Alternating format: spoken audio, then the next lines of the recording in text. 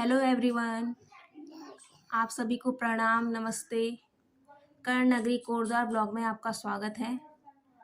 अगर आपको हमारी वीडियो अच्छी लगी तो हमारी वीडियो को लाइक कीजिए, हमारे चैनल को सब्सक्राइब कीजिए और ज़्यादा से ज़्यादा हो सके अपने फैमिली और अपने दोस्तों के साथ हमारी वीडियो को शेयर कीजिए।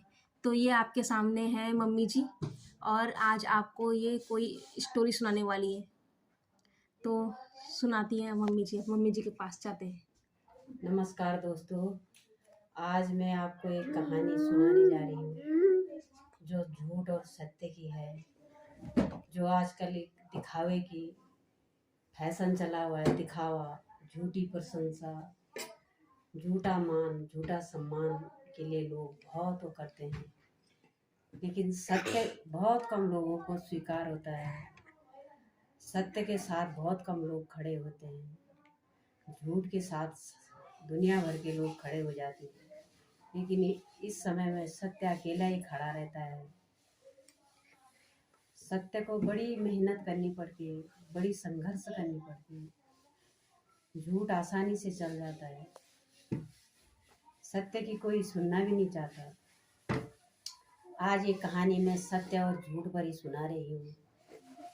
ये कहानी झूठ और सत्य की है। एक ये कहानी एक दिए और तूफान की है।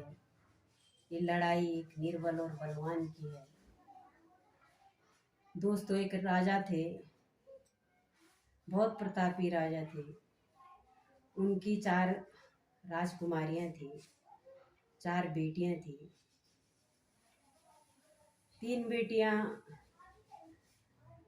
अपने पिताजी की बहुत प्रशंसा करती थी, बहुत चापलूसी करती थी, लेकिन जो सबसे छोटी बेटी थी वो हमेशा सत्य की राह पर चलने वाली थी। बड़ी नेक दिल थी, बड़ी सच्ची थी। तो राजा जब भी अपनी बेटियों से मिलते थे, वो 3 बेटियां जो बड़ी थी वो कहती थी, पिताजी आप हमारे लिए इतना कुछ करते हैं, हम आपके भाग्य का खा रहे हैं। आप ना होते तो हम कहाँ से खाते, कहाँ से पहनते, ये शान और शौकत हम कहाँ से करते। लेकिन जो सबसे छोटी बेटी थी वो बोलती थी, पिताजी मैं तो अपने भाग्य का खा रही हूँ, अपने भाग्य का पहन रही हूँ, सब कुछ अपने भाग्य का कर रही हूँ। पिताजी को बड़ा गुस्सा आता था, राजा को बहुत गुस्सा आता था। राजा बोलता था, मैं तो सब कुछ तो मैं कर रहा हूँ और ये कहती है मैं अपने भाग्य का खाती हूँ।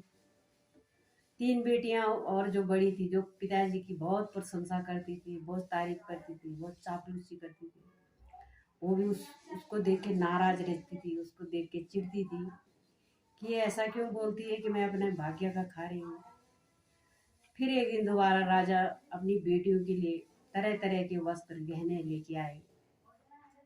तो 3 बेटियों ने तो कहा कि पिताजी हमारे लिए आप कितना कुछ करते हैं, आप ना होते तो हमारे लिए कौन करता, हम कहाँ से खाते, कहाँ से ये शान और शौकत करते। लेकिन सबसे छोटी बेटी थी, वो कहती थी, फिर उसने कहा, पिताजी ये सब कुछ मेरे भाग्य का है, मैं अपने भाग्य का खाती हूँ, पहनती हूँ, अपने भाग्य का भोग रही हूँ।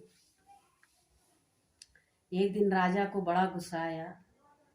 राजा ने कहा अपने मंत्रियों से कि सबसे छोटी वाली राजकुमारी को इसको जंगल में छोड़ के आ जाओ, तब देखता हूँ मैं कि इसका ये अपने भाग्य का क्या खाती है जंगल में।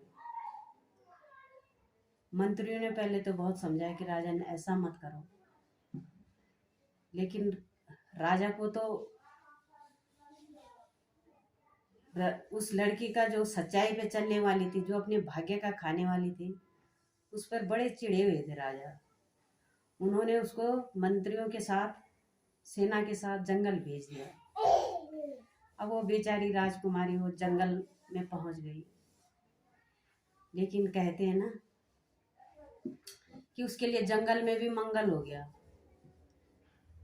जब कोई सच्चा इंसान रहता है, उसको कितना भी कष्ट दो, कितना भी दुख दो, लेकिन वो थोड़ा बहुत कष्ट तो झेलता है। उसके बाद उसके ईश्वर भी उसका साथ देता है, कुदरत उसका साथ देती है। तो वो जंगल में चली गई, कुछ देर तो वो भटकती रही इधर उधर। उसके बाद उसके इर्द गिर्द सारे जंगली जानवर आ गए। उसके लिए बंदर, चिंपैंजी, जो भी होते हैं जंगली जानवर, सब फल तोड़ने लगे, फल तोड़ के लाने लगे, उसे खिलाने लगे। शेर, रीछ, भालू उसके इर्द गिर्द खड़े हुए, सब उसकी रक्षा करने लगे। एक दिन तक तो राजकुमारी बड़ी बेचैन रही जंगल में, लेकिन दूसरे दिन से उसको आदत पड़ गई। वो उन जंगली जानवरों के साथ भी खुश रहने लगी। उसका पेट भरने लगा फल फ्रूटों से।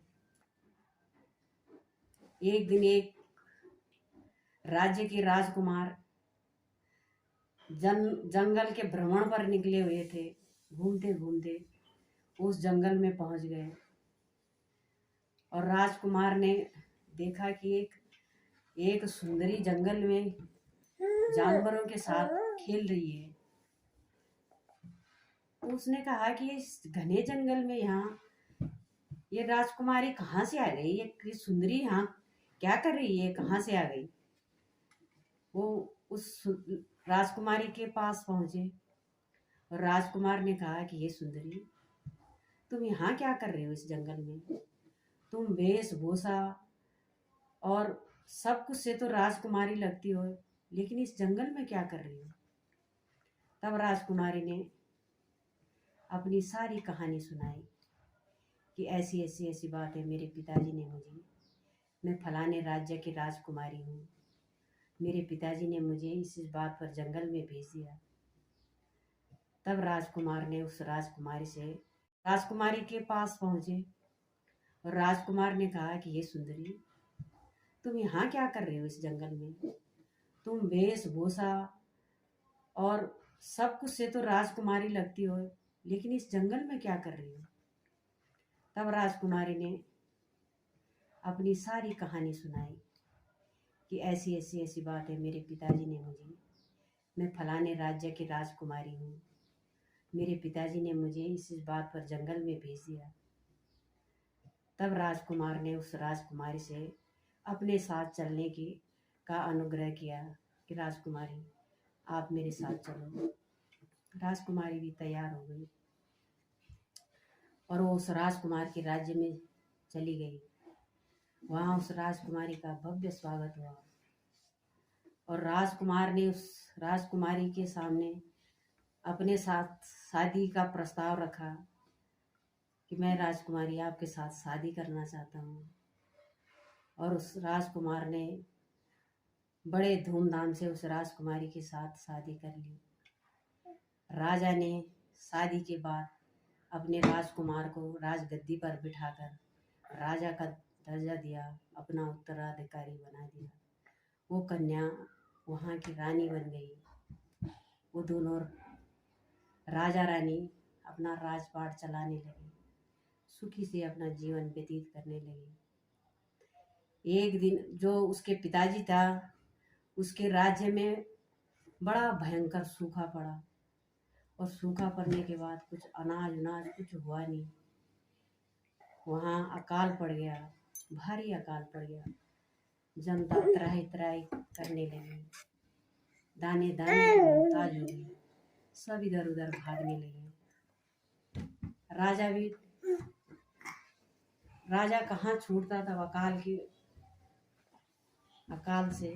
राजा भी भूख प्यास से तड़पने लगा।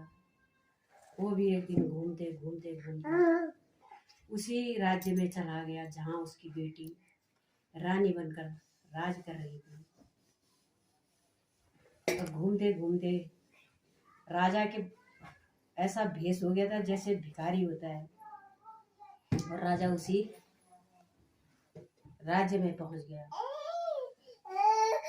लोगों ने उसको चोर समझकर, भिखारी समझकर पकड़ लिया और राजा के दरबार में उसको पेश किया। जब उस राजा ने देखा कि वो अपनी बेटी को पहचान गई, और जब उसने अपनी बेटी को देखा कि ये राजगद्दी पर तो ये मेरी बेटी है, उसको बड़ा आश्चर्य हुआ था। इसे तो मैंने जंगल में भेज दिया था, ये कैसे बच गई। लेकिन कहते हैं ना, जिस समा को खुद खुदा रोशन करे, उसे कौन बुझाए। जाको राखे साया मार सके न कोई। और राजकुमारी भी अपने पिताजी को पहचान गई। बेटी थी, वो झट से नीचे उतरी। उसने कहा, पिताजी आप इस हालत में कैसे यहाँ पहुँच गए? आपका ये हाल किसने किया है? तब उसके पिताजी राजा ने कहा, बेटी ये सब मेरे ही कर्मों का फल है। मैं झूठी मान शान, झूठी प्रशंसा के लिए, झूठी चापलूसी के लिए तड़पता था और बड़ा खुश होता था। कोई मेरी झूठी प्रशंसा कर रहा है, मेरे साथ चापलूसी कर रहा है। मैं सत्य से बहुत दूर था। मैंने तेरे साथ बहुत बुरा किया। तब बेटी ने कहा, कोई बात नहीं पिताजी, मैंने कहा था ना, यहाँ सब अपने अपने भाग्य का खाते हैं, अपने अपने भाग्य का मिलते हैं। चाहे भाग्य अच्छा हो चाहे बुरा हो, और भाग्य भी हम ही लोग बनाते हैं, अपने कर्मों से बनाते हैं। अपने कर्मों से अपना भाग्य लिखते हैं। अपने अच्छे बुरे कर्मों से अपना भाग्य बनाते हैं और बिगाड़ते हैं। तब राजा को समझ में आया कि सब यहाँ अपने अपने भाग्य का लेते हैं। ये झूठी प्रशंसा, मान शान, ये सब झूठा है, बेकार है। कर्म प्रधान धरती पर कर्म ही की प्रधानता है। कभी हम लोग किसी ने थोड़ा सा अपमान कर दिया तो बुझ जाते हैं, और झूठी चापलूसी करके झूठी प्रशंसा कर दी तो भूल जाते हैं। दोस्तों, कभी भी झूठी प्रशंसा में, झूठे मान शान में कभी भी इतना न फूलो कि कहीं पे किसी ने थोड़ा सा अपमान कर दिया तो हम मुरझा जाते हैं।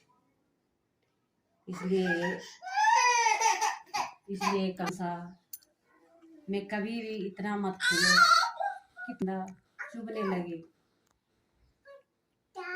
वो कहते न, एक कहावत भी है, जो करे निंदा तुम्हारी सो मीत तुम्हारा होए। निंदा करने वाला हमारा सच्चा मित्र होता है, क्योंकि वो हमारी कमियों को बताता है। जब कोई हमारी कमियों को बताएगा तभी तो हम अपनी कमियों को दूर करेंगे। लेकिन आजकल का ये कलयुग का ज़माना है, थोड़ा सा किसी के लिए सच्चाई बोलो, सच से बोल दो तो नाराज हो जाते हैं, गुस्से हो जाते हैं। इसलिए निंदा करने वाला कभी भी बुरा नहीं होता। वो हमको हमारी कमियां बताता है, हमारी कमजोरियां बताता है। इसलिए दोस्तों, ये कहानी झूठ और सत्य की है। झूठी प्रशंसा में मत फूलो, मत इतराओ, और कोई कमी बताता है तो उसमें भी मत भूल जाओ। धन्यवाद दोस्तों। कहानी अच्छी लगी तो लाइक करना, शेयर करना, कमेंट करना, और न लगे तो डिसलाइक भी कर देना। धन्यवाद।